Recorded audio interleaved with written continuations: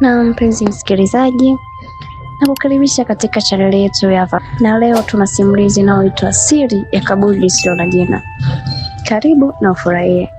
Msimulizi wako ni mimi Ananice. Tukianza na utangulizi. Uchawi na imani za kishirikina zilikuwepo tangu zama za kale. Uchawi umegawanyika kwa aina tofauti tofauti kulingana na muktadha. Kuna wachawi ambao wapo kwa ajili ya kusaidia watu wake, lakini uchawi mwingine unatumika vibaya kwa kuwa watu wasiokuwa na hatia ama waliowakosea. Uhusiano wa kaburi na uchawi umekuwa mkubwa sana kwa sababu makaburini ndio sehemu pekee ambayo roho za wafu waliozikwa zamani zinahifadhiwa.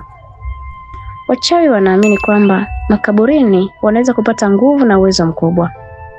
Usiogope kutembelea makaburi ya ndugu zako, lakini tambua wakati wa usiku eneo hilo huliko kuwa ukumbi wa mkutano. Makaburi yanageuzwa viti na maiti iliyozikwa ndani ya masaa 24 kugeuka chakula. Damu yake hutumiwa kama kinywaji.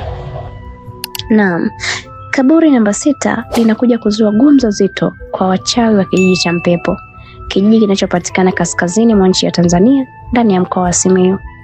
Wachawi wa Mpepo wanaingiwa hofu baada ya kaburi namba 6 kupotea. Wanahofia uhai wao na kuanza kuitafuta kaburi namba 6 ambalo halionekani. Karibu katika simulizi ya kichawi na imani za kishirikina. Usiogope kwa yale utakayosikia. Ilikuwa yapata saa 11:30 za jioni. Kuna gari dogo la abiria linaonekana kusimama pembezoni mwa barabara hii ya mchanga wenye rangi nyekundu.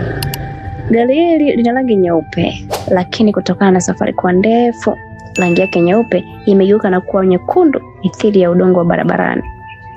Gari hili limebeba mizigo mizito sana iliyofungwa juu.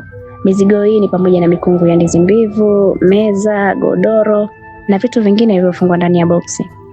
Baada ya dereva kusimamisha gari pembezoni mwa barabara, kuna malumbano yakaanza kusikika ndani ya gari. Sauti ya kiume ikasikika ndani ya gari ikisema, "Nimesema sishuki hapa.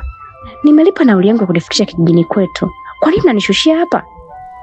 Sauti ya kondakta ikasikika ikijibu swali, "Hatuwezi kujiingiza kwenye mdomo wa mamba hivi hivi. Kama ni nauli yako nitakurudishia, lakini siwezi kupeleka kwenye